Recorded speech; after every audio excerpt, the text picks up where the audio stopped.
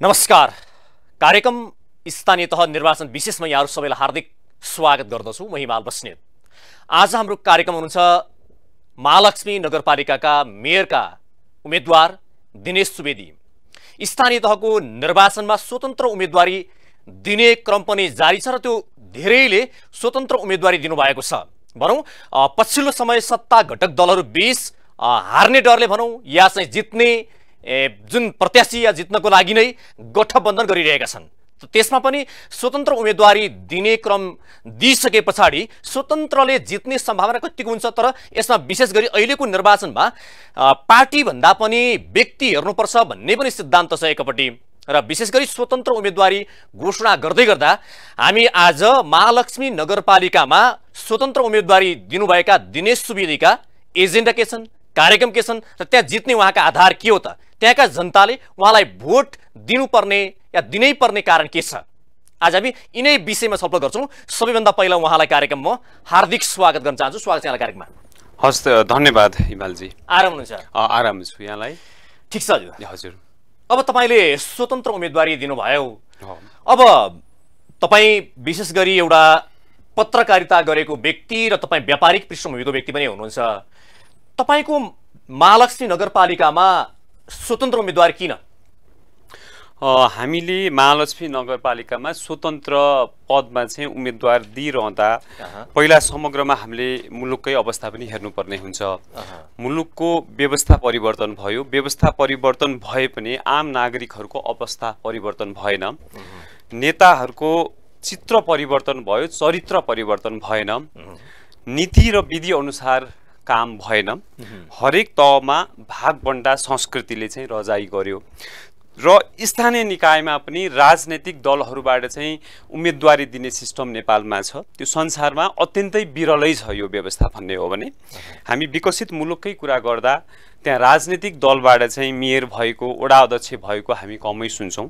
स्वतन्त्र नागरिकले नै चाहिँ उम्मेदवारी दिने, स्वतन्त्र नागरिक नै त्यो पदमा पुग्ने अवस्था चाहिँ छ र नेपालमा अहिले जुन व्यवस्था हामीले अपनाइरहेका छौं यो व्यवस्था चाहिँ गलत छ। यसलाई सुधार गर्नुपर्दछ, जसले गर्दा राजनीतिक पार्टीले नै स्थानीय तहमा चाहिँ उम्मेदवारी दिने गर्दा समाज आज ध्रुवीकृत भइरहेको अवस्था छ। स्थानीय सरकार भनेको गाउँ गाउँको सरकार हो, हामी घर घरको सरकार हो। आज गाउँ गाउँमा घर घरमै मान्छेहरू चाहिँ एकदमै डिभाइड भइरहेको अवस्था छ। एउटै परिवारमा पनि फलानो पार्टी दुई तीन पार्टीको चाहिँ व्यक्तिहरू छ। त्यसले गर्दा एउटा समाजमा विचलनको अवस्था, त्यसपछि समाजमा एउटा द्वन्द्वको अवस्था पनि सृजना भइरहेको छ। र अर्को पक्ष हेर्ने हो भने नेपालको तपाई हेर्नुस्, न्यायपालिका, कार्यपालिका, व्यवस्थापिकाको कुरा गर्दा एउटा व्यवस्थापिका बाहेक चाहिँ कार्यपालिका, न्यायपालिकामा पनि राजनीति घुसाइएको अवस्था छ। त्यहाँ भागबण्डाको आधारमा चाहिँ नियुक्ति हुन्छ। त्यति मात्र नभएर नेपालको सबै संवैधानिक निकायहरू, नेपालको प्रशासन, के शिक्षक, के कर्मचारी, के विद्यार्थी, के वकिल, के पत्रकार, के सबै तहमा चाहिँ आज राजनीतिक भागबण्डाको आधारमा चाहिँ जसरी अहिले स्वतन्त्र उम्मेदवारी दिने भन्दा पनि कुनै पार्टी प्रवेश गरेर उम्मेदवारी घोषणा गर्ने क्रम पनि छ, किनभने पार्टी प्रवेश गरे पछाडि चाहिँ जित्ने सम्भावना बढी हुन्छ भनेर हो या के हो? तपाईलाई चाहिँ नेपालमा रहेका पार्टीहरू छन् त, कांग्रेस, एमाले, माओवादी या राप्रपा लगायतका पार्टीहरू छन्। यो पार्टीमा प्रवेश गरेर उम्मेदवारी दिन मन लागेन कि पार्टीहरूप्रति विश्वास छैन तपाईलाई? होइन, हामीहरूको एजेन्डा नै फरक छ। नेपालको स्थानीय निकायमा अहिले हामी स्थानीय सरकार भन्छौं, स्थानीय सरकारमा राजनैतिक दलबाट, राजनैतिक पार्टीबाट चाहिँ उम्मेदवार दिने यो सिस्टम, यसलाई चाहिँ हामीले बन्द गर्नुपर्दछ। नयाँ ऐन कानुन चाहिँ ल्याएर यसलाई परिमार्जन गर्नुपर्दछ। स्थानीय निकायमा स्वतन्त्र व्यक्ति उम्मेदवार बन्ने व्यवस्था चाहिँ सिर्जना गर्नुपर्दछ भन्ने नै हाम्रो हो। र हाम्रो अर्को एजेन्डा भनेको संसदीय चुनावमा राजनैतिक दललाई भोट हालौं, स्थानीय चुनावमा स्वतन्त्र नागरिकलाई भोट हालौं भन्ने उद्देश्य हो। र हाम्रो तपाईले स्वतन्त्र हाल्नु भनिहाल्नु, तर स्वतन्त्रलाई भोट हाल्दा या चाहिँ कुनै पार्टीका नेतालाई हाल्दा के फरक? मानिलिउँ एउटा स्वतन्त्रले जित्यो भने के फरक पर्छ? एउटा पार्टीको नेता या कार्यकर्ताले जित्यो भने के फरक पर्छ भन्नुस् यसमा? एउटा राजनीतिक दलको नेताले, राजनीतिक पार्टीको कार्यकर्ताले जितिराख्दाखेरि चाहिँ पहिला उसले संगठनको हित हेर्ने रहेछ, त्यसपछि उसले आफ्नो पार्टीको हित हेर्ने रहेछ, आफ्नो नेताको हित हेर्ने रहेछ। त्यति मात्र नभइकन आफ्नो लबी ग्रुपको हित हेर्छ, हैन? तर स्वतन्त्र व्यक्तिले चाहिँ नितान्त नागरिकहरूको र नितान्त समाजको हित हेर्छ। त्यो हुनाले फरक धेरै छ र स्वतन्त्र व्यक्तिले मात्र नगरको विकास गर्न सक्दछ भन्ने चाहिँ हाम्रो मान्यता हो र हाम्रो एजेन्डा पनि यही हो। र राजनीतिक दलमा चाहिँ उम्मेदवारी किन दिनु भएन भन्दा हामीले करिब 1 महिना अगाडि मात्र यो चाहिँ स्वतन्त्र उम्मेदवारीको घोषणा गरिरहँदा चाहिँ विभिन्न राजनीतिक दलहरूबाट चाहिँ हामीलाई प्रस्ताव पनि आएको, तपाईँ हामीहरूको पार्टीमा आउनुहोस्, हामी तपाईँलाई मेयर दिन तयार छौँ भनेर चाहिँ प्रमुख दलहरूले नै भनेको अवस्था हो। तर हामीले कुनै पदको लागि राजनीति गरेको होइन, राजनीतिक दलमा चाहिँ भाग पाउनको लागि यो स्वतन्त्र उम्मेदवारी हामीले दिएको होइन। यो हाम्रो एजेन्डा नै स्वतन्त्र व्यक्तिहरू चाहिँ जानु पर्दछ र यसलाई स्थापित गर्नु पर्दछ र यो महालक्ष्मी नगरपालिकामा एउटा नमुनाको रूपमा सृजना गरेर भोलि देशव्यापी अभियानको रूपमा चाहिँ यसलाई चलाउनु पर्दछ। तपाईले सोचेको परिकल्पना त्यहाँकै महालक्ष्मी नगरपालिका तपाईले बनाउन चाहेको कस्तो त्यसमा त जानेछु। योभन्दा अगाडि चाहिँ तपाईँ मेयरको उम्मेदवारी हुने तपाईँको योग्यता चाहिँ के हो? अब मेयरको उम्मेदवारी हुने मेरो योग्यताको कुरा गर्दा म 2055 सालदेखि नै आम नागरिक जनतासँग उहाँहरूसँग प्रत्यक्ष भिजेको हो। म आफू पनि एउटा टेलिभिजन पत्रकार हो। म लाखौं जनतामाझ पुगेको छु। मैले 10 लाख व्यक्तिहरूलाई प्रत्यक्ष संलग्न गरेर कार्यक्रम गरेको छु। 55 जिल्लामा गरेको छु। लगभग 12-13 वर्ष त म आम नागरिकहरूसँग प्रत्यक्ष उहाँहरूको सरोकारको विषय लिएर उहाँका समस्या समाधान गरेर एउटा राष्ट्रिय तहमै नीति निर्माणको सवाल होस् अथवा विभिन्न क्षेत्रमा भएका कमी कमजोरीलाई औलाइदै त्यसको सुधारको लागि चाहिँ निरन्तर आवाज बुलन्द गरेको, स्वतन्त्र रूपमै आवाज बुलन्द गरेको व्यक्ति हुँ एउटा। त्यति मात्र नभएर म महालक्ष्मी नगरपालिकामा विकास निर्माण कार्यमा पनि संलग्न छु। लामो समयदेखि त्यहाँ भएका चाहिँ विभिन्न खानेपानीका कुराहरू, सडकका कुराहरू मेरै आफ्नै नेतृत्वमा चाहिँ 2-3 वटा सडक मैले बनाएको अवस्था छ र म निरन्तर सामाजिक रूपमा पनि त्यहाँ क्रियाशील भइरहेको छु र विकासको मोडेल कस्तो हुनुपर्दछ, कस्तो बनाउनु पर्दछ भन्ने एउटा हामी भिजनका साथ अगाडि बढिरहेका छौँ। त्यो हुनाले चाहिँ त्यहाँ आम नागरिकहरूको पनि तपाईले चाहिँ मेयरको उम्मेदवारी दिनु पर्दछ। अब नयाँ युवाहरू जाग्नु पर्दछ। मुलुकमा अति भइसकेको छ यहाँ भएको अव्यवस्थाका कुराहरू, हैन, यहाँ भएका अराजकताका कुराहरू, यहाँ भइरहेका विभिन्न समस्याको कुराहरूमा अब सुधार गर्नु पर्दछ। अब मुलुकमा परिवर्तन आवश्यक छ। परिवर्तन हामीहरू जस्तै नागरिकबाट चाहिँ सम्भव हुन्छ र तपाईहरू अगाडि बढ्नु पर्यो भनेर त्यहाँका नागरिकहरूको स्थानीयहरू विशेष गरी बुद्धिजीवी वर्गहरूबाट चाहिँ विशेष आग्रह भएपछि उम्मेदवारी घोषणा गरेको हो। तपाईको व्यक्तिगत रूपमा चाहिँ यो नगरपालिका यस्तो बनाऊ भन्ने तपाईको परिकल्पना त छँदैछ। त्यो भन्दा नि विशेष चाहिँ स्थानीय स्तरका जनताहरूले दिनेश सुवेदी चाहिँ अगाडि बढ्नुपर्छ। तपाईँ अगाडि बढ्नु भयो भने चाहिँ यो नगरपालिकाको चाहिँ भनौँ विकास समृद्धिको एउटा स्वरूपमा परिवर्तन हुन्छ भने तपाईँलाई चाहिँ त्यसरी हो। निश्चय नै हाम्रो महालक्ष्मी नगरपालिकाका चाहिँ केही अग्रजहरूले मलाई आग्रह गर्नुभयो अनि युवा साथीहरूले पनि सपोर्ट गर्नुभयो र हामीले एउटा ठुलो भेला पनि बस्यौँ त्यहाँ, होइन। धेरै व्यक्तिहरूको विज्ञ विशेषज्ञ त्यहाँ भएका स्थानीय बुद्धिजीवी समाजसेवी युवाहरू सबैको भेला बसेर अब दिनेश सुवेदीलाई चाहिँ उहाँ जस्तो युवा एकदम सक्षम युवा, आजसम्म कुनै उहाँमा चाहिँ कुनै दाग लागेको छैन। उहाँले चाहिँ एकदमै समाजको लागि योगदान पनि दिनुभएको छ, देशको लागि योगदान दिनुभएको छ। उहाँलाई अगाडि बढाउनु पर्दछ र उहाँले चाहिँ महालक्ष्मी नगरपालिकालाई चाहिँ उहाँले हाम्रो स्वतन्त्र समूहले चाहिँ हाँक्न सक्दछ र परिवर्तन गर्न सक्दछ र यो देशव्यापी रूपमा यो अभियान अगाडि बढाउँदै लैजानु पर्दछ भन्ने उद्देश्यका साथ उहाँहरूले प्रस्ताव गर्नुभयो र सबैले ताली बजाएर समर्थन गरेर चाहिँ उम्मेदवारी दिएको अवस्था हो। यदि दिनेश सुवेदीले त्यहाँबाट स्वतन्त्र ढङ्गले तपाईँले मेयरमा विजय प्राप्त गर्नुभयो भने के कुरा प्राप्त हुन्छ त्यहाँको नगरवासीलाई?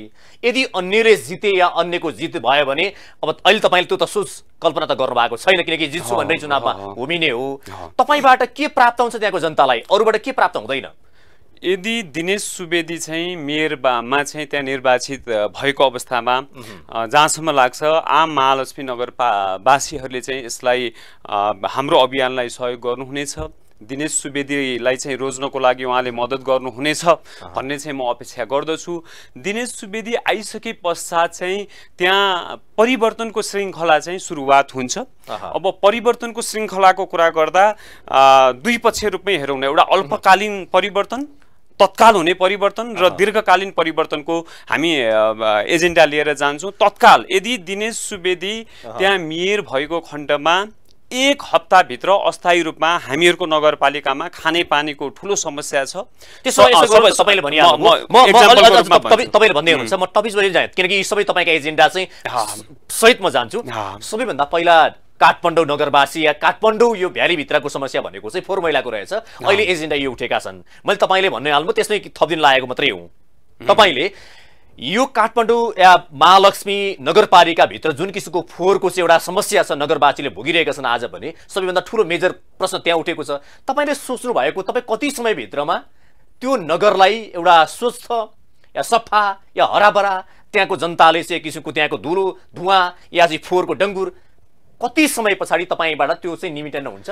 यसमा म आफैले सोचेको पनि छु। फोहोर मैलाको व्यवस्थापनको लागि हामी नयाँ प्रविधि सहितको त्यहाँको फोहोर त्यही सङ्कलन गर्ने, एउटा फोहोर प्रशोधन गर्ने एउटा कारखाना डेभलप गर्ने हामीले मेसिनहरू चाहिँ इम्पोर्ट गरेर त्यो मलाई लाग्छ बढीमा 2 वर्षभित्र 1 देखि 2 वर्षभित्र फोहोर व्यवस्थापन प्रशोधन केन्द्र चाहिँ हामी त्यहाँ निर्माण गर्छौँ। त्यहीँको फोहोर त्यहीँ सङ्कलन गर्छौँ। कति कम्पोस्ट मलहरू बनाउँछौँ, कुहिने मल र नकुहिने मललाई चाहिँ हामी त्यसमा हेर्छौँ। त्यहीँबाट पनि आय आर्जनको अवस्था हुन्छ र त्यो व्यवस्थापन एउटा पाटो हुन्छ। अरूले भने जस्तै फोहोरलाई मोरमा रूपान्तरण हामी 2 वर्षभित्र त्यो गरिनै सक्छौँ। 2 वर्षभित्र सुरु गरिसक्छौँ त्यो कुरा। त्यसपछि सरसफाइको कुरा चाहिँ हामी जहाँ जहाँ अव्यवस्थित बाटाहरू छन् ती बाटाहरूलाई व्यवस्थित गर्छौँ, कालोपत्रै गर्ने काम गर्छौँ। त्यसपछि सरसफाइको कार्यक्रम त हाम्रो तुरुन्तै नियमित रूपमा सुरु भइ नै हाल्छ। जुन नदीमा या भनौँ खोलाहरूमा चाहिँ त्यो फोहोरको चाहिँ एक किसिमको ढल मिसाउने यो किसिमको चाहिँ एउटा फोहोरको चाहिँ दुर्गन्धित भएका छन् खोलाहरू, यसको बारेमा के सोच्नु भएको छ? हो, त्यसको बारेमा चाहिँ जति खोलाहरू छ त्यसको खोला दायाँ बायाँ चाहिँ करिडोरको त्यहाँ काम पनि भइरहेको छ र त्यो करिडोरलाई चाहिँ पुरा गर्ने र त्यो सँगसँगै दायाँ बायाँ ढल चाहिँ व्यवस्थापन गर्ने र खोलामा नमिसाउने त्यहाँ हामी भित्रमा हुन्छ भनेर जनताले अपेक्षा गर्ने। त्यो मलाई लाग्छ महालक्ष्मी नगरपालिकाको चाहिँ अब त्यो खोलाको आसपासमा करिडोर पुग्ने पनि लगभग करिब 2 देखि 3 वर्षभित्रमा चाहिँ त्यो गर्न सकिन्छ। 2 देखि 3 वर्षभित्रमा त्यो गर्न सकिन्छ। अब मैले तपाईँलाई खानेपानीको कुरा गर्नु भएको थियो। हजुर, त्यसो भए नगरवासीहरूले अहिले पनि खानेपानीको समस्या छ त्यहाँ, होइन? अब त्यो खानेपानीको समस्या समाधान गर्नको लागि तपाईँका कस्तो किसिमको एजेन्डा छन्, कस्तो किसिमको योजना छ र कति समयभित्र तपाईँ पुरा गर्नुहुन्छ? मैले भने हामी यसलाई अल्पकालीन योजना र दीर्घकालीन योजना अन्तर्गत चाहिँ हेर्छौँ। पहिला यदि म मेयर भएँ भने मेयर भइसकेको 1 हप्ताभित्र खानेपानीको समस्या चाहिँ त्यहाँ हुँदैन। 1 हप्ताभित्रै तपाईँले त्यो जादुको छडी जस्तो गरेर समस्या समाधान गर्ने आधार के हो? त्यो अहिले जति पनि खानेपानीको पाइपहरू वितरण भइरहेको छ त्यसबाट पानीको वितरण हुन्छ। अहिले वितरण नभएको अवस्थामा जहाँ तुरुन्तै खानेपानीको पाइप त लैजान सकिन्न, ट्याङ्करबाट लगेर भए पनि हरेक टोल हरेक ओडामा चाहिँ ट्याङ्कर खरिद गरेर अथवा व्यवस्थापन गरेर 1 हप्ताभित्र चाहिँ निःशुल्क जहाँ समस्या छ खानेपानीको समस्या 1 हप्ताभित्र त्यो नियमित रूपमा हामी त्यो गर्छौँ र दीर्घकालीन रूपमा 4 देखि 5 वर्षभित्र चाहिँ आम महालक्ष्मी नगरपालिकाको स्रोत र साधनलाई पनि मध्यनजर गर्दै भन्दै हुनुहुन्छ कि चुनावी प्रचारको लागि मात्रै हो? होइन, चुनावी प्रचारको लागि होइन, स्रोत साधनले धान्न सक्छ, सजिलै धान्न सक्छ। त्यसो भए यो पनि एउटा महत्त्वपूर्ण कुरा छ। तपाईँले भन्नुभयो 1 हप्ताभित्र खानेपानीको समस्या समाधान हुन्छ। 1 हप्ताभित्र घर घरमा जहाँ जहाँ खानेपानीको समस्या हुन्छ उहाँहरूलाई ट्याङ्करबाट लगेर भए पनि निःशुल्क खानेपानी वितरण हुन्छ। अब अर्को विषय रहेको छ जस्तो यातायातको विषय कुरा छ नि, जस्तो यहाँ चाहिँ सडकको विषय छ, होइन? फोहोर मैलासँगै जोडियो भने धुलो धुवाँको त्यत्तिकै अवस्था छ। बाटाहरू तपाईँको चाहिँ गल्ली गल्लीमा हेर्नुहोस्, त्यो कता कता त्यो घुम्ने त्यो पत्ता लगाउनै सकिँदैन। यो सबै त्यहाँको चाहिँ व्यवस्थित सहज निर्माण गर्ने तपाईँको चाहिँ परिकल्पना भनौँ न एक किसिमको कस्तो छ, कस्तो बनाउन चाहनुहुन्छ तपाईँ? हो, बाटोघाटोकै कुरा गर्दा म तपाईँलाई पहिला एउटा के कुरा गर्न चाहन्छु भन्दाखेरि आज तपाईँ जहाँसुकै गए पनि खाल्डाखुल्डी बाटो देख्नुहुन्छ। अब बर्खा लाग्न आयो जताजतै हिलो देख्नुहुन्छ, हेर्नुहोस्, होइन? म मेयर भइसकेपछि म तपाईलाई के प्रतिबद्धता गर्न चाहन्छु भन्दाखेरि जुनै ठाउँमा खाल्डाखुल्डी बाटोहरू हुन्छ त्यो हुनेवाला छैन, हुँदैन। र जहाँ जहाँ खाल्डाखुल्डी बाटो छ त्यो 3 दिनभित्र बाटो बनिसकेको अवस्था हुन्छ। कुनै बाटो 3 दिनभित्रै त तपाईले कसरी गर्न सक्नुहुन्छ त? यति धेरै समस्याहरू छन् त्यहाँ, बाटो निकै भनौँ या भन्ने हो भने कतिपय सन्दर्भमा धुलो उडिरहेका हुन्छन्। त्यो नगरिएको अवस्था हो। पिच गर्ने बाटो एउटा छ, मैले भन्दैछु खाल्डाखुल्डी बाटो भएको अवस्थामा, बाटो हिलो भएको अवस्थामा यत्तिकै मुख दर्शक भएर हेर्ने महिनौं छोडिदिने आजको अवस्था छ नि। तपाईँ जानुभयो भने जताततै खाल्डाखुल्डी बाटो छ, तर त्यसलाई व्यवस्थापन गर्न गाह्रो छैन। अहिले नगरपालिकाले आफैले खरिद गरेको डोजर छ, त्यहाँ रोलर छ नगरपालिकासँगै होइन। डोजर लगाउन सकिन्छ तुरुन्तै, रोलर लगाउन सकिन्छ र त्यहाँ हाल्नुपर्ने चाहिँ बेसहरू केही हाल्यो भने त्यो बाटो खाल्डाखुल्डी तुरुन्तै तपाईँको फुलफिल हुन्छ, बाटो व्यवस्थित हुन्छ। अब बर्खा लाग्दैछ, बर्खा लाग्नु अगाडि हिलो हुन्छ होइन, खाल्डाखुल्डी हुन्छ भने त्यो अगाडि नै व्यवस्थापन गर्नु पर्यो, त्यो अलरेडी तयारी गर्नु पर्यो। त्यो हामी गर्छौँ।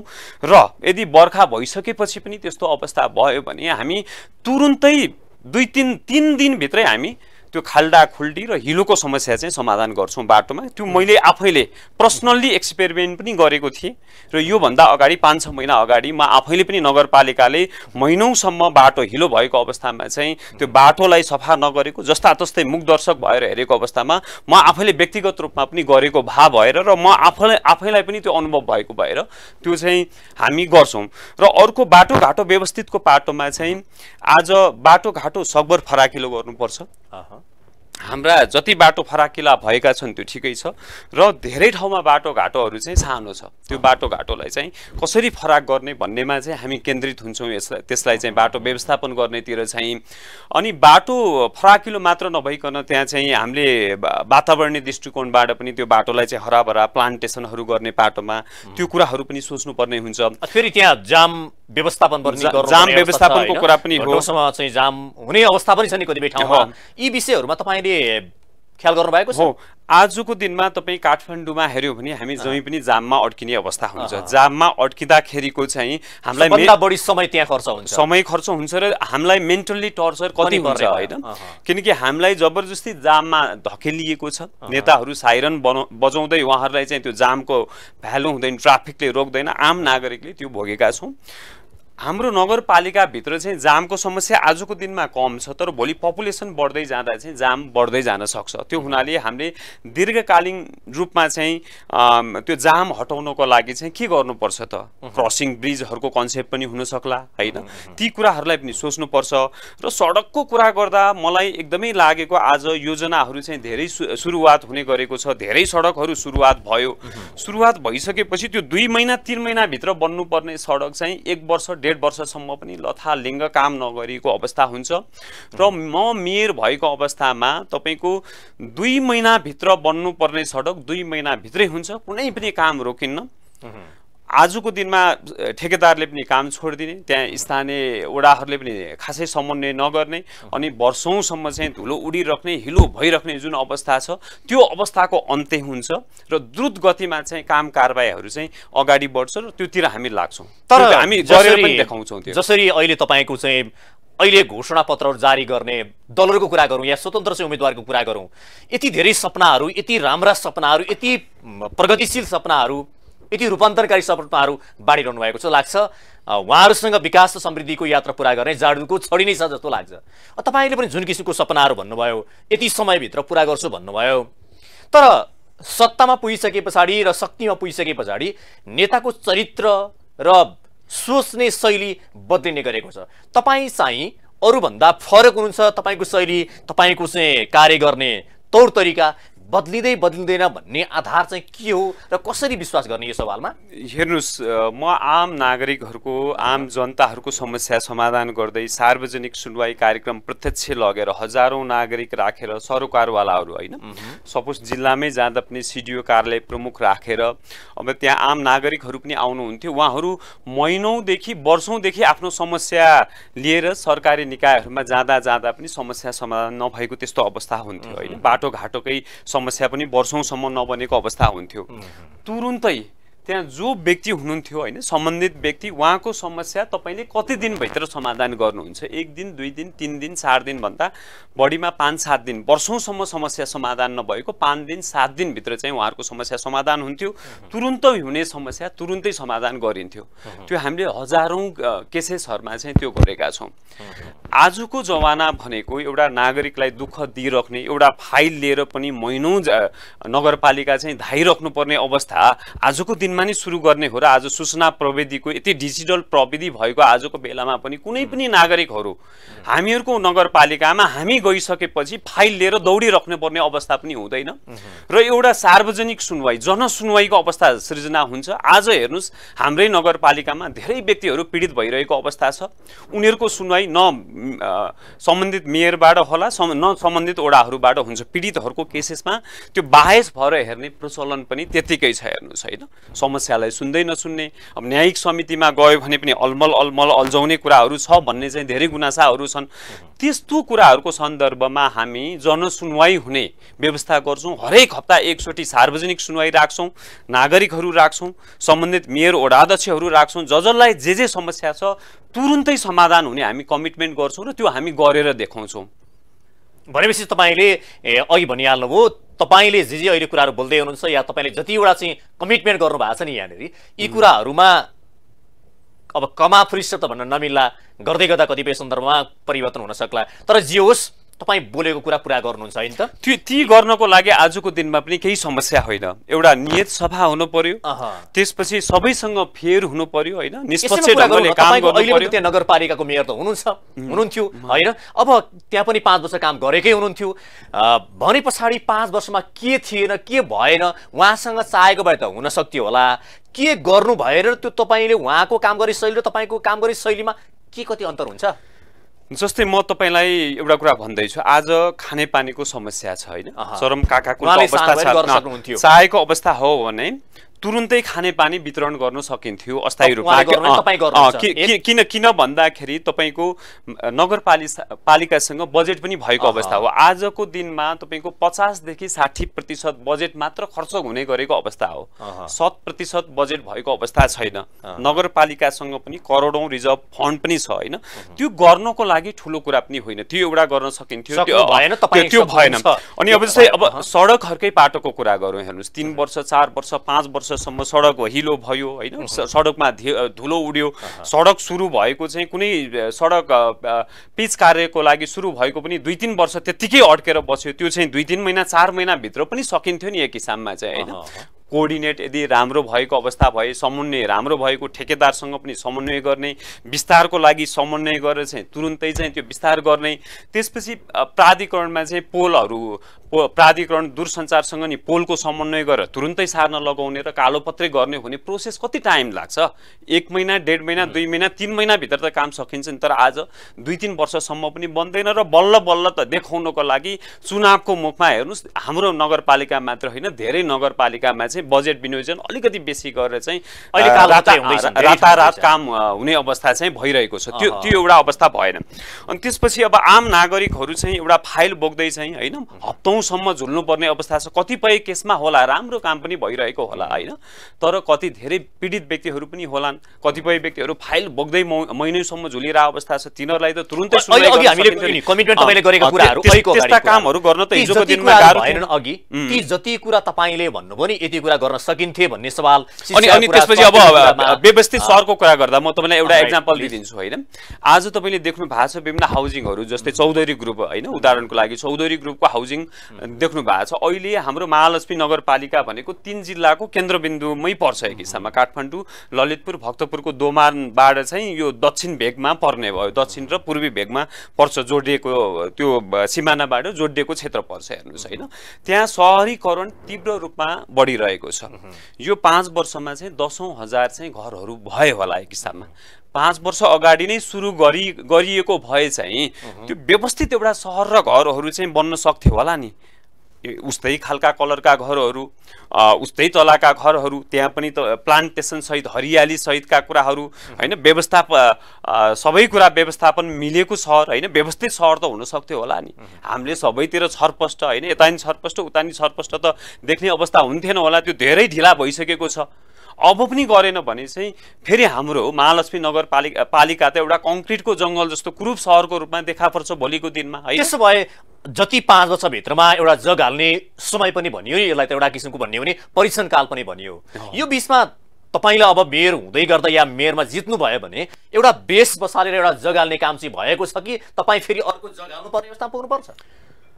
होइन, जस्तै व्यवस्थित सहर निर्माणको सन्दर्भमा चाहिँ त्यसमा हामीले एक्सर्साइज र होमवर्क गर्नै पर्छ होइन। काम पनि भएको प्लानिङ बिना त हुँदैन नि, व्यवस्थित प्लानिङ चाहिँ हुनु पर्यो। त्यो प्लानिङ भएको अवस्था चाहिँ म देख्दिनँ। तपाईँले भनेअनुसार भएको छैन होला, तर जुन जुन तपाईँले चाहेको एजेन्डा या तपाईँका सोच अनुसार या तपाईँका सपना अनुसारका काम भएनन्, तर कुनै कुनै ठाउँमा चाहिँ जग हालियो, अब त्यसबाट चाहिँ म काम अगाडि बढाउँछु, त्यसलाई कन्टिन्यू गर्ने मात्रै हो भन्ने ठाउँ चाहिँ के छ? होइन, त्यस्तो अवस्था चाहिँ देखिँदैन। जस्तै व्यवस्थित सहरको लागि एउटा ल्यान्ड पुलिङको कन्सेप्टहरू हुन सक्थ्यो होला। हामीले त 10 वर्ष 20 वर्ष 30 वर्ष 50 वर्षपछि चाहिँ हाम्रो महानगरपालिका चाहिँ कस्तो हुन्छ, महालक्ष्मी नगरपालिका कस्तो बनाउने, हाम्रो पपुलेसन कति पुग्छ, त्यति बेलाको चाहिँ हाम्रो स्रोत साधनले चाहिँ कसरी थेक्न सक्छ होइन। खानेपानी, ढल निकास लगायत चाहिँ सबै कुराहरू, बाटाघाटाकै कुराहरू चाहिँ हामीलाई 10 वर्षपछि यो बाटाघाटाले थेक्छ कि थेक्दैन, यी कुराहरू। त्यसैपछि अब हामीले नयाँ घरहरू निर्माण गर्दा चाहिँ कस्तो खाले निर्माण गर्नु पर्दथ्यो होइन,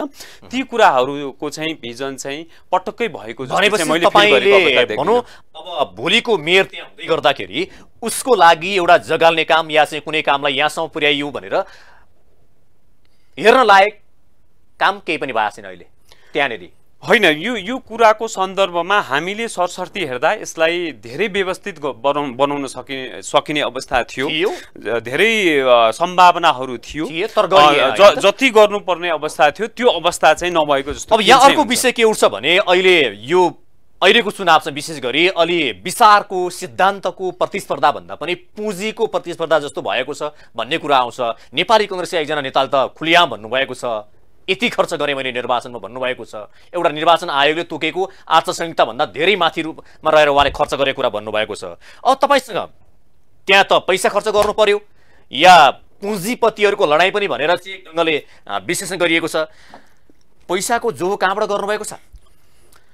अब पैसाको जो गर्दा चाहिँ हामीले आफ्नो व्यक्तिगत क्षमता अनुसार त्यो पनि निर्वाचन आयोगले दिएको सीमाभित्र रहेर नै हामी प्रचार गर्छौँ र त्यो सीमाभित्र रहेर नै प्रचार खर्च चाहिँ पुग्छ भन्ने मलाई चाहिँ लाग्छ। हामी एउटा महानगरपालिका नभए एउटा नगरपालिकामा आज चुनाव जित्नको लागि करोडौं खर्च गर्नुपर्ने अवस्था छ भनेर भनिन्छ, ताकि अब दलहरूमा त त्यो किसिमको प्रतिस्पर्धा छ भन्छन्। अब तपाईले त्यहाँ उम्मेदवारी दिइसके पछाडि जित्नको लागि अब पैसै खर्च गर्नु छ त्यसरी भन्न त आरोप लगाउन मिल्दैन, तर कति जति खर्च गर्ने तपाईको मनसाय छ?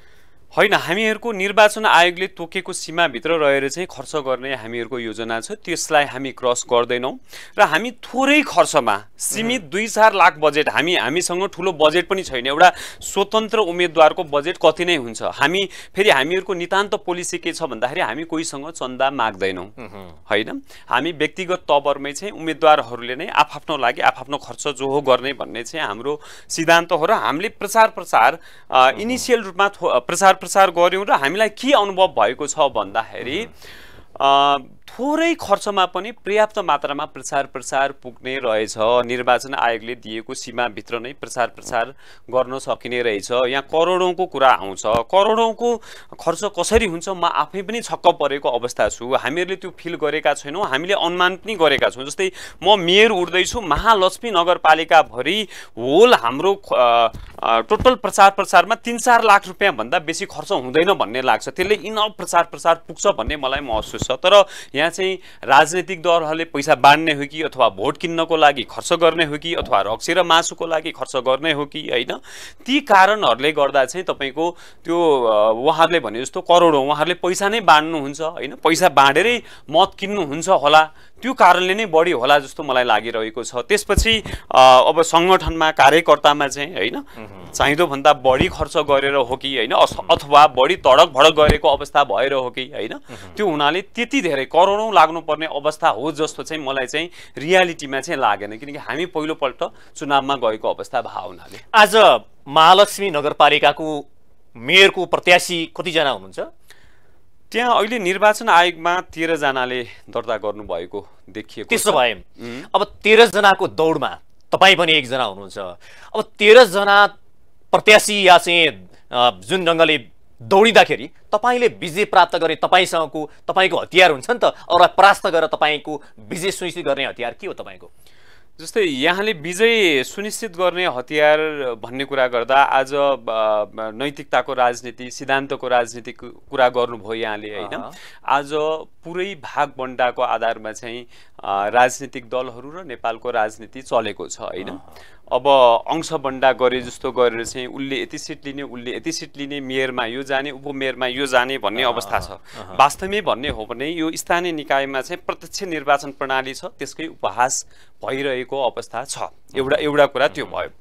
अर्को कुरा जस्तै हामीहरू चाहिँ जनताको मन जितेर चाहिँ जित्न चाहन्छौँ, चुनाव जित्न चाहन्छौँ। हामी कसैलाई छिर्की लगाउँदै हैन, कसैलाई लडाउँदै चाहिँ हामी अगाडि बढेर चाहिँ जित्न चाहन्नौँ। हामी दौडेरै यो हामी चुनाव जित्न चाहन्छौँ र हामीले चुनाव जित्ने आधार भनेको हाम्रो नयाँ एजेन्डा हो। मैले भने राजनैतिक दलबाट चाहिँ उम्मेदवारी दिने, स्थानीय निकायमा उम्मेदवारी दिने यो सिस्टम गलत छ। यो सिस्टमले गर्दा पुरै समाज चाहिँ ध्रुवीकृत र खण्डीकरण भएको छ।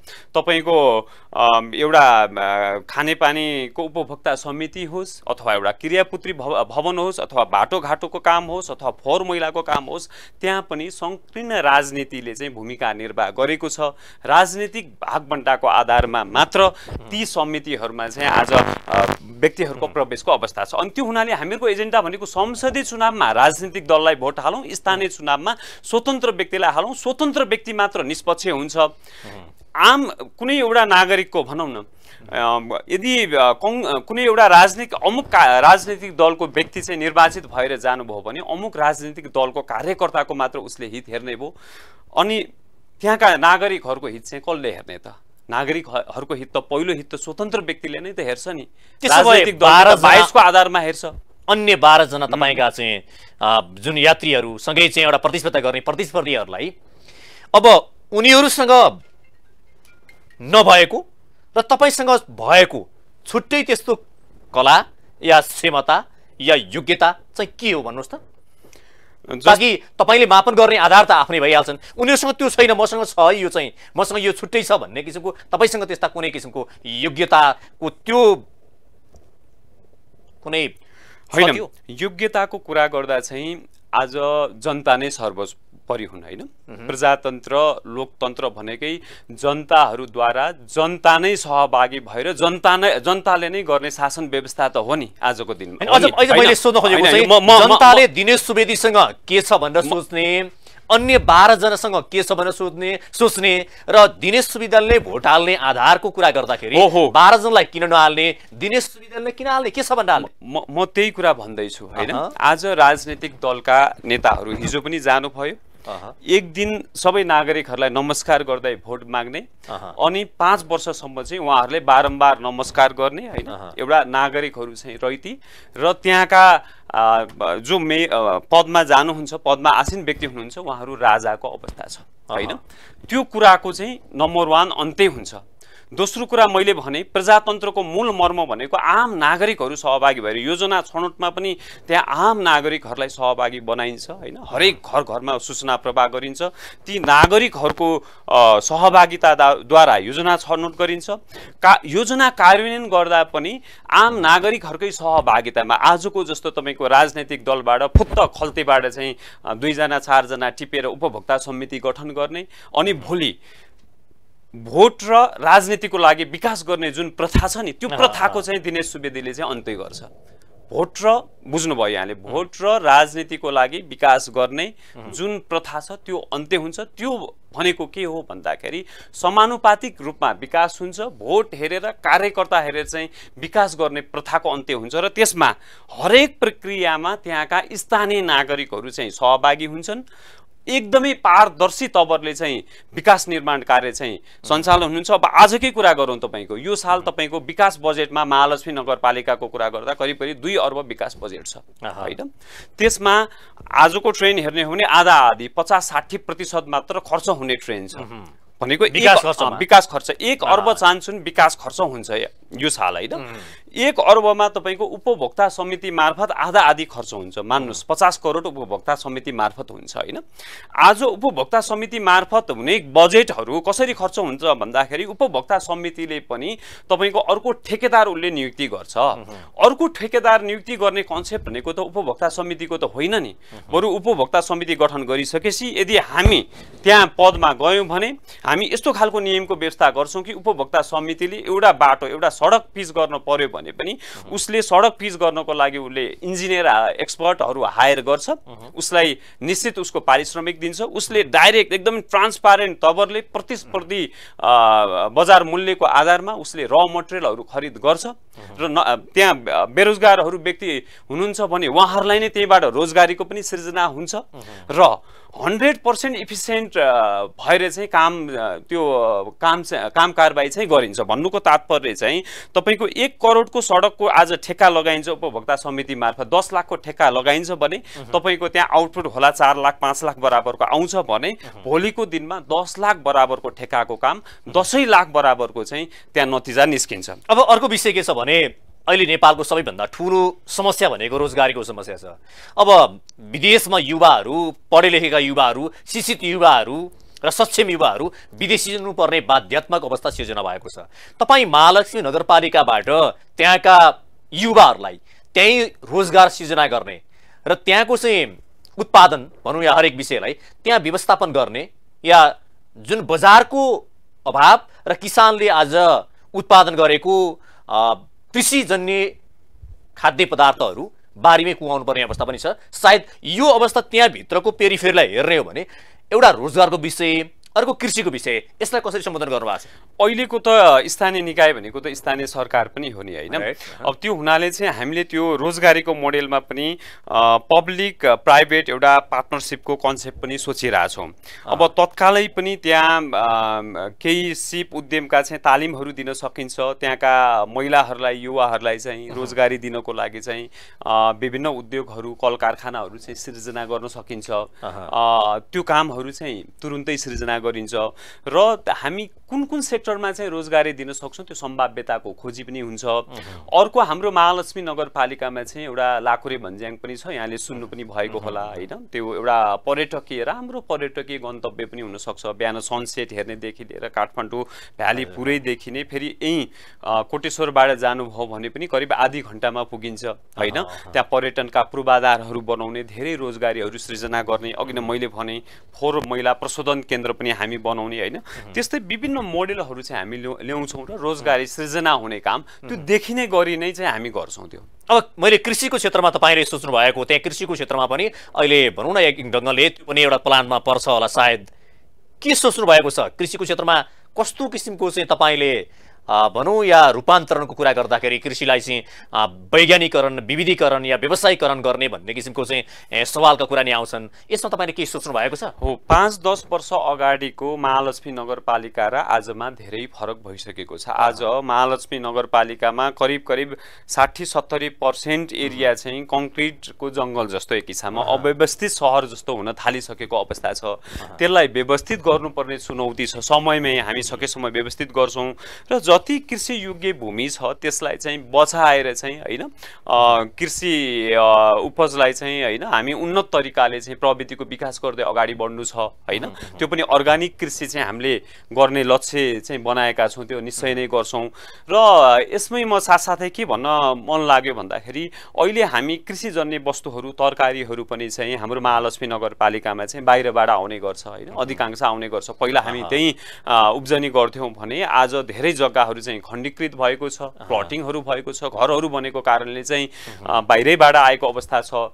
र अहिले विषादीयुक्त तरकारीहरू चाहिँ हैन हामीले तरकारी जन्य कृषिजन्य व्यवस्था जन्य सामग्रीहरू हामीले सेवन गरिरहेछौँ। त्यसलाई चाहिँ हामी चेक पोइन्टहरू तत्काल हामी 1 महिनाभित्र 2-3 ठाउँमा चाहिँ विषादीयुक्त हामी कहाँ जति पनि कृषिजन्य वस्तुहरू आइरहेछ त्यो हामी चेक पोइन्ट ठाउँ ठाउँमा बनाउँछौँ र विषादी रहित तरकारीहरू हैन हाम्रो स्वास्थ्यलाई अहित नगर्ने खालको चाहिँ कृषिजन्य सामग्रीहरू मात्र आउने व्यवस्थाको चाहिँ सृजना हामी चाहिँ त्यो गर्छौँ र त्यतातिर हामी लाग्छौँ। अन्त्यमा अब तपाईँले जित सुनिश्चित गर्नुभयो भने महालक्ष्मी नगरपालिकाका बासिन्दाले 5 वर्षभित्रमा ठोस रूपमा त्यहाँको अहिलेको स्वरूप पनि टोटली महालक्ष्मी नगरपालिकाको टोटली स्वरूप र 5 वर्ष पछाडि हेर्दाको स्वरूपमा कति पर्सेन्टको कुरा गरे परिवर्तन हुन्छ ठ्याक्कै भन्नु होला। आजको दिनमा हेर्ने हो भने दिनलाई हेरेर 5 वर्षपछिको हामीले मूल्याङ्कन गर्ने हो भने हामी 100 मा 100 नम्बर त भन्दैनौँ, तर 100 मा हामी 70-75% नम्बर चाहिँ हामी ल्याउँछौँ। त्यो अपेक्षा गर्नुभएको छ? त्यो अपेक्षा गर्छौँ र हामी यहाँ आम नागरिकहरूलाई नै समेटेर यहाँहरूलाई विकास निर्माण प्रक्रियामा चाहिँ प्रत्यक्ष समेटेर होइन हामीहरू हातेमालो गर्दै आम नागरिकहरूलाई चाहिँ एउटा एकदमै सम्मानित नगरवासी को हामी कदर गर्दै हाम्रा ओडाहरू नगरपालिकामा चाहिँ होइन त्यो तुरुन्तै देखिने नगरपालिकामा चाहिँ नगरवासीहरू सम्मानित भएर चाहिँ काम कारबाहीहरू छिटो छरितो भएको विकास निर्माणको प्रक्रियाले चाहिँ तीव्र गतिमा चाहिँ अगाडि बढेको र मुलुकमै एउटा नमुना नगरपालिका सृजना भई र देशव्यापी रूपमै चाहिँ यो यस्तो नगरपालिका बनाउनु पर्छ है भन्ने चाहिँ सन्देश हामी दिनेछौँ। साथसाथै म आम देशवासीहरूमा पनि के अनुरोध गर्न चाहन्छु भन्दाखेरि आज नेपालमा राजनैतिक दलबाट चाहिँ स्थानीय निकायहरूमा जुन उम्मेदवारी दिने सिस्टम छ यसलाई बदल्नु पर्दछ। स्वतन्त्र व्यक्तिहरूले नै उम्मेदवारी दिने व्यवस्था कायम गर्नु पर्दछ। स्वतन्त्र व्यक्ति यदि उम्मेदवार हुनुभयो उहाँले जित्नुभयो भने उहाँले निष्पक्ष स्वतन्त्र भएर काम गर्नुहुन्छ र सबैलाई समान व्यवहार गर्नुहुन्छ। आजको दिनमा राजनैतिक आवरणमा अनेक खालका चाहिँ अनियमितता, भ्रष्टाचार, गुण्डागर्दी लगायतका चाहिँ धेरै व्यथितिका कामहरू भइरहेको छ। एउटा चेक एन्ड ब्यालेन्सको अवस्था पनि छैन। जतिसुकै दण्डनीय काम गरे पनि दण्ड हुँदैन भन्ने दण्डहीनताको अवस्था छ। त्यो कारबाहीको प्रत्याभूति पनि गर्नु पर्दछ। हाम्रा नीति नियम कानुनमै त्यो कुरा चाहिँ सुधार गर्नु पर्दछ र आज भागबण्डाको राजनीतिले चाहिँ मुलुक चलेको छ। तलदेखि माथिसम्म चाहिँ पुरै भागबण्डा गरिएको छ। मैले अघि पनि भने नेपालको संवैधानिक निकाय भयो, त्यसै गरी नेपालको प्रशासन भयो, शिक्षकहरू भनौँ, कर्मचारी भनौँ, विद्यार्थी भनौँ, पत्रकार भनौँ, वकिल भनौँ, सबैलाई राजनीतिक भागबण्डामा कित्ताकाट गरिएको छ। स्थानीय निकाय पनि त्यस्तै हो। हाम्रो घर गाउँको चाहिँ सरकार हो, घर अगाडिको सरकार हो। त्यो हुनाले त्यो भनेको स्वतन्त्र हुनुपर्दछ, स्वतन्त्र व्यक्ति जानुपर्दछ। स्वतन्त्र भयो भने पनि भए मात्र निष्पक्ष र प्रभावकारी काम हुन्छ र उसले गलत काम पनि गर्न सक्दैन र गलत काम गर्यो भने भोलि दण्ड हुन्छ, कारबाहीको भागीदार हुन्छ भन्ने उसलाई डर हुन्छ। तर आज राजनैतिक आवरणमा जतिसुकै भ्रष्ट व्यक्तिलाई पनि सफाई हुने अवस्था, कारबाही नै नहुने अवस्था छ। त्यो हुनाले त्यस्ता व्यक्तिहरूको, त्यस्ता समूहहरूको चाहिँ मनोबल बढ्दै गएको छ। त्यो हुनाले अब मुलुकको विकास हामीले सोच्नु पर्दछ, परिवर्तन सोच्नु पर्दछ। यही ढङ्गमा मुलुक चल्दैन। हेर्नुहोस्, 5 वर्ष अगाडिकै कुरा गर्दा मुलुकको चाहिँ 8 खर्ब ऋण थियो, आज 16 खर्ब ऋण भएको छ। 5 वर्षमा चाहिँ तपाईँको 8 खर्ब ऋण बढिसकेको छ। 28-29,000 नेपाली जनताको प्रति व्यक्ति ऋण थियो भने आज 58,000 ऋण पुगेको अवस्था छ। हेर्नुहोस् होइन। अनि विकास निर्माण चाहिँ केबाट भयो त? जनताले कर पनि तिरिरहेको अवस्था छ अनि ऋणबाट चाहिँ विकास गर्नुपर्ने अवस्था हो भने कि यो विकासलाई चाहिँ हामी विकास भन्ने हो र त्यो हुनाले अब नतिजामूलक विकास हुनुपर्दछ। मुलुकमा परिवर्तन आवश्यक छ, परिवर्तन गर्नुपर्दछ। त्यो हुनाले परिवर्तनको लागि यस्ता स्वतन्त्र समूहहरू, स्वतन्त्र नागरिकहरूबाट चाहिँ उम्मेदवारी दिने व्यवस्था हामीले गर्नुपर्दछ र स्थानीय निकाय, स्थानीय सरकारलाई गैर राजनैतिक संस्था बनाउनु पर्दछ। राजनीति मुक्त गर्नु पर्दछ। केन्द्रमा मात्र राजनीति गर्ने, संसदमा मात्र राजनीति गर्ने, त्यहाँ मात्र एउटा विधि र कानुन बनाउनको लागि चाहिँ होइन सांसदहरू पठाउने व्यवस्था गर्नु पर्दछ।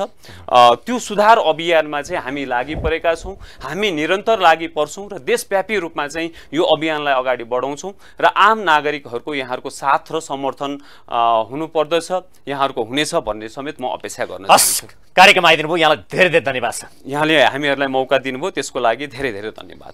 नमस्कार। आज हाम्रो कार्यक्रम हुनुहुन्थ्यो महालक्ष्मी नगरपालिकाका मेयरका उम्मेदवार दिनेश सुवेदी। आजको कार्यक्रमको निर्धारित समय सकिएको छ। मलाई पनि बिदा दिनुहोस्। नमस्ते।